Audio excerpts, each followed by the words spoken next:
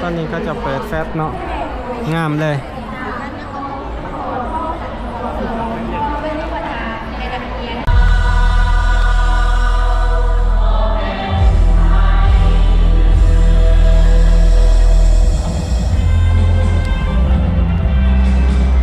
สบายดีกันเบิดสุขุสุคน ตอนนี้เรามาที่สนามกีฬาหลัก16เนาะวันนี้กับสิพาทุกคนมาเบิ่งงานเปิดกีฬาแห่งชาติ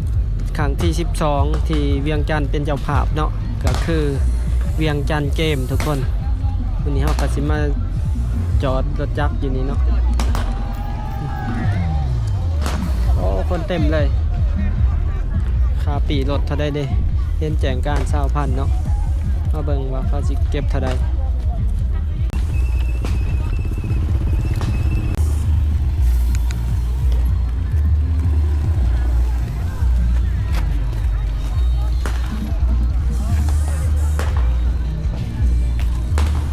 คนร้ายขนาดทุกคนเดี๋ยวเขาไปเบิ่งกันในสนามเนาะคนสิร้ายเป็นไง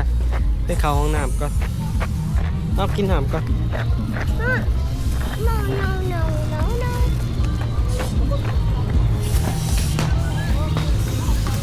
เนาะมีบูธขายเครื่องมีอย่างทำตื้นๆนี่ก็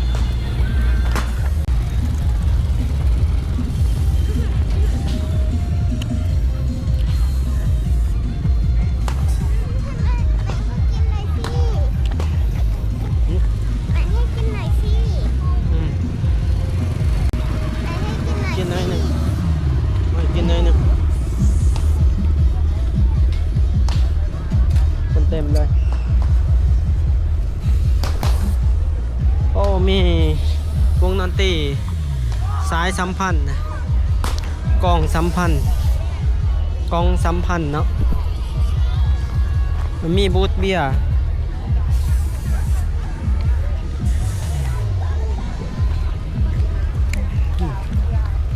วันนี้นักกีฬาเนาะตอนนี้ก็ยังเป็นการแสดงโซ่บ่ให้เราเห็นอยู่ในเฟซเมื่อกี้นี่แต่ว่าเขาจะยังบ่ทันสวนสนามเดี๋ยวเขาไปเบิ่งเนาะก็มีบูธหลายอย่างบูธสินค้าต่าง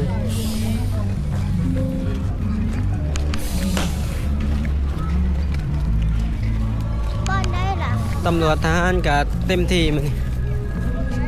บ่ฮู้ว่าเขาสิให้เอาขวดเขาหรือบ่แต่ว่ายังบ่ทันแข่งขันเขาน่าจะให้เอาเขาติมันบ่ทันได้มีการโยนขวดบ่ทันมีแบบการแข่งขันปะทะกันหยังเนาะรอบงานก็สิมีบูธขายสินค้าต่างๆเป็นเขาเป็นหยังทุกคนเมื่อกี้นี่ปีรถเนาะอันนั้นว่าออกมาจังใจถามราคากับบอกเบิ่งเด้อออกมาคันเกินราคาสิเว้าอยู่นี่เด้อทุกคน เป็นพยานนำกันครับเจ้าออกมาบ่ให้เกิน 20,000 คันเกิน 20,000บ่แม่นใส่สิว่าบ่จ่ายนะให้แต่ 20,000ตอนนี้เขาก็เริ่มพิธีเปิดแล้วเนาะเดี๋ยวเขาไปเบิ่งกันเฮาสิทันในช่วงจังหวะใดหมู่เขาฟรีหรือเสียเงินวันนี้ก็มากับแอนนาตามเคยทุกคนหน่อยแอนนาวันนี้ก็แต่งชุดกีฬาครับแม่เด้เขากับบรรยากาศขนาด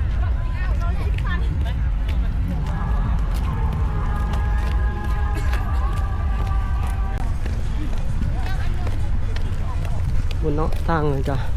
รถจอดเต็มเลยทุกคนทั้งนอกทั้งในเนาะมีทั้งรถการนำรถแขกทางภายในและต่างประเทศเต็มเลยนี่รถสถานทูตต่างๆเนาะบอลนี่ป้ามันเปิดแล้วบอมันเก็บแล้วบอเขาจะเริ่มพิธีละเดี๋ยวไปเขาเนาะไปเขาห้องน้ำก่อนเฮามีขบวนของนักกีฬาที่มาจากต่างแขวงเนาะเขาจะเกี่ยมเขาไปสวนสนาม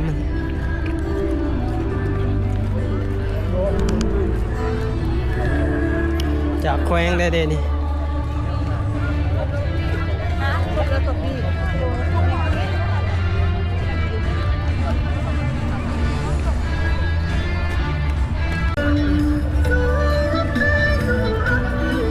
เขาทางเลยทำทางก่อน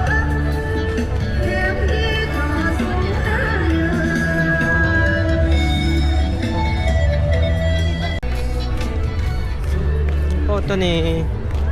ก็ขบวนนักกีฬาที่เขาเจาะเกี่ยมเขาไปสวนสนามทางเขาใช่ปะไปเขาทางเขาเก็บปีกูทางเขาเจาะเขา สู้ได้เข้าเราบอก คนเต็มเลยโอ้โหสิได้เขาที่บอกคือว่าคนเต็มเลยล่ะ ไป จะเข้าคายปีใช้โอ้โหทางเขาใช้นั่งอยู่บนขั้นได้เอานั่งเหนียวนั่งไร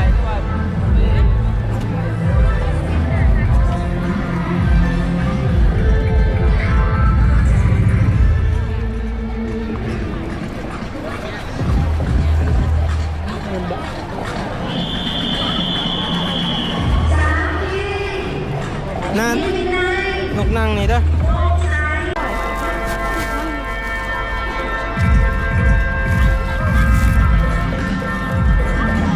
เต็มความจุของสนามเต็มความจุของสนามเลยตอนนี้เวลา4 โมงครึ่งเนาะ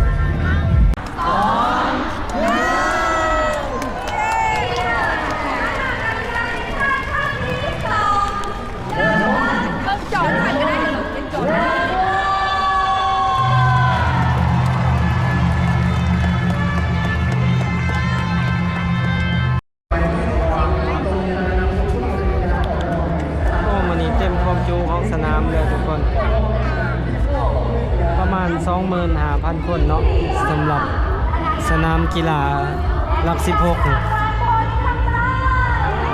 นี่ก็ถือว่าเต็มความจุเลยจนแหย่กันเนาะถือว่าด้นเลยเนาะที่ว่าสนามแห่งนี้บ่มีบรรยากาศที่ว่าเต็มเนาะครั้งสุดท้ายที่คนเต็มที่สนามกีฬาแห่งนี้ก็ถือว่าตอนซีเกมเนาะคนไลฟ์ซัมนี่เนาะ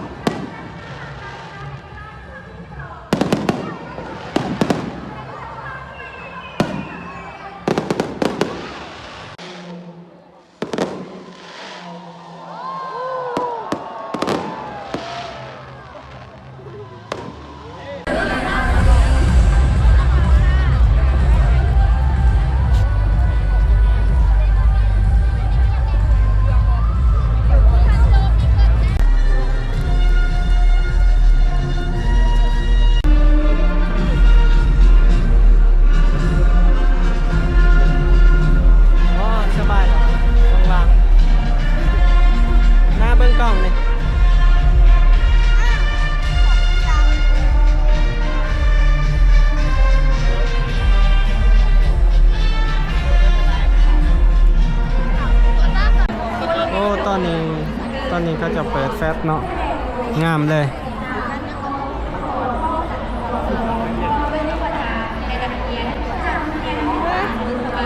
จับรายการแสดงที่3แมนวงเต้นที่มีชื่อว่ากีฬาพากันแข่งเข้มเพลงมีวงเต้นโดยอาจารย์แสงอาจารย์บัวอาจารย์ตอนนี้เขาจะเปิดแฟตสวยงามเลย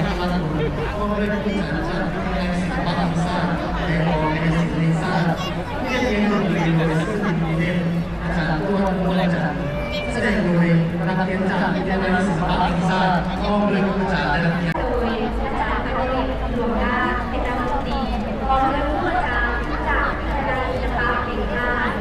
บทเพลงคอยยิ้มสาวเรียนโดยศิลปินดีเองผู้สวยงามบทเพลงเก่าเลยโดยศิลปินแห่งชาติอาจารย์วัฒนธรรมของพวกเขาได้แล้วณบัดนี้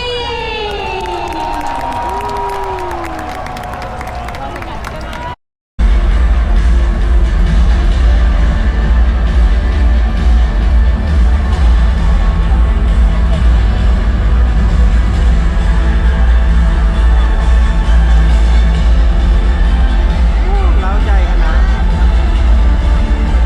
ยอดเลย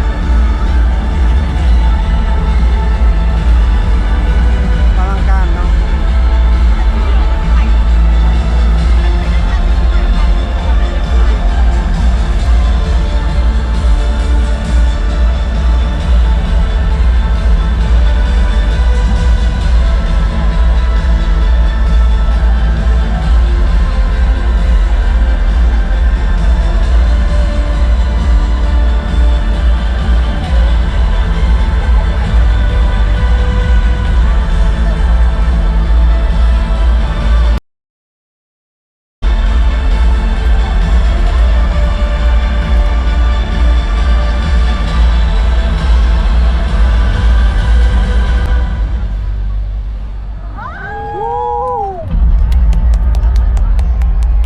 การโซ่แสงไฟ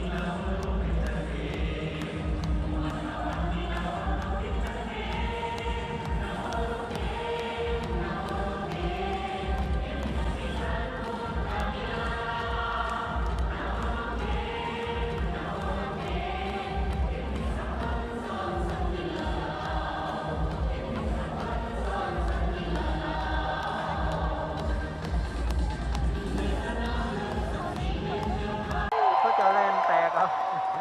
หักไปโอ้ใส่นักแสดงนี่หลายพันคน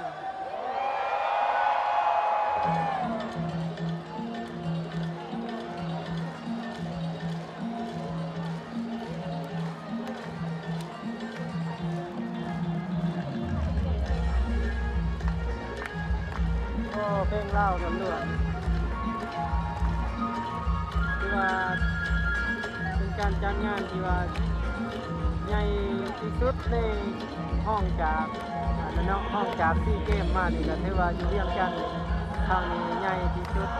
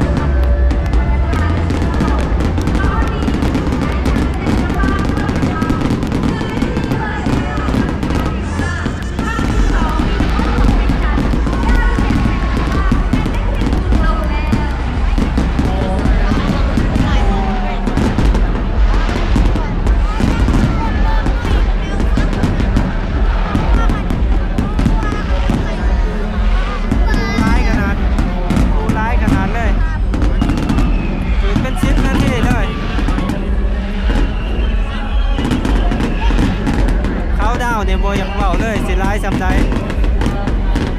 งานกีฬาแห่งชาตินี่มันได้ร้ายเลย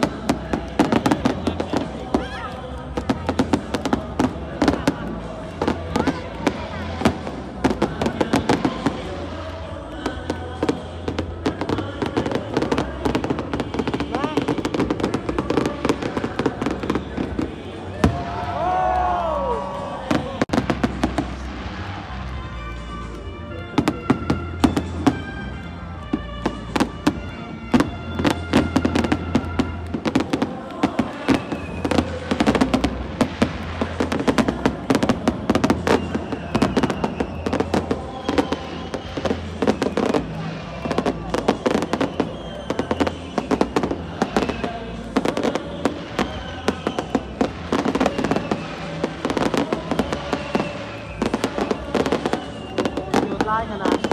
พุ่นตาดวงก็ได้น้อยเดียว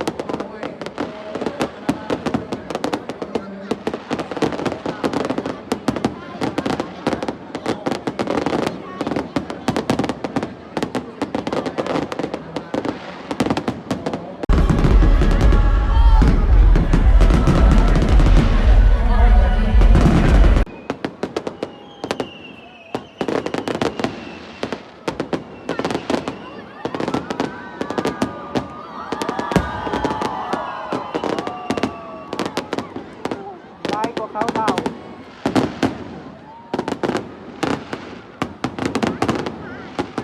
10 ปลายนาทีเลย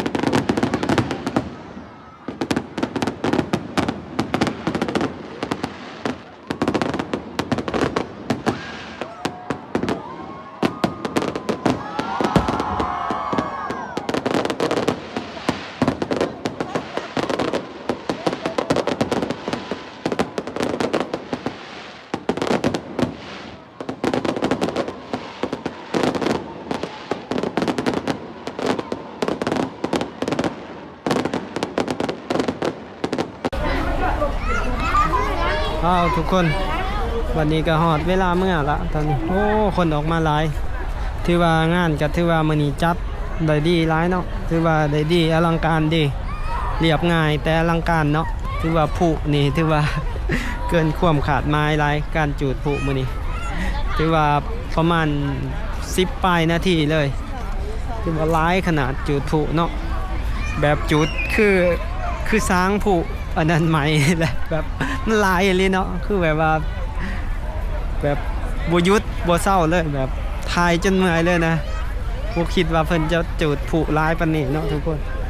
คือว่าเกินความคาดหมายคักลายมื้อนี้โอ้สุดยอดเลยมื้อนี้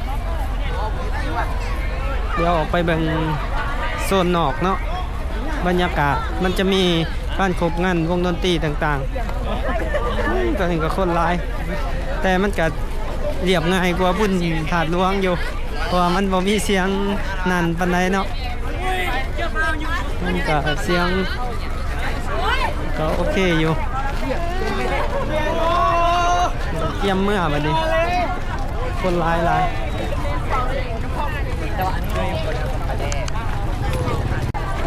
เขาเจ้าก็สิได้เมื่อเนาะก็สิมีรถบัสที่ว่าเขาเจ้าไปส่ง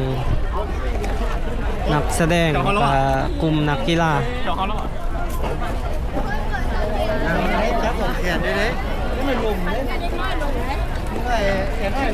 เต็มเลยบรรยากาศสุลมุนตอนนี้ตอนกลับ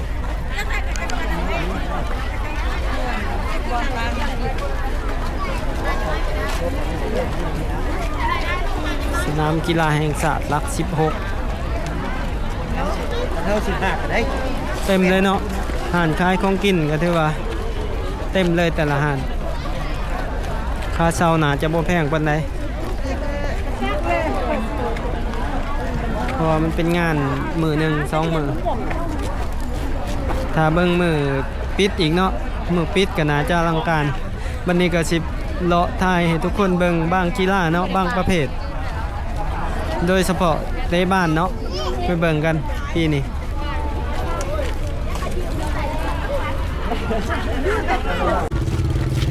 บรรยากาศทางออกทุกคนแล้วก็ถือว่าได้ขายดีสมควรเนาะหานขายสำหรับมือเปิด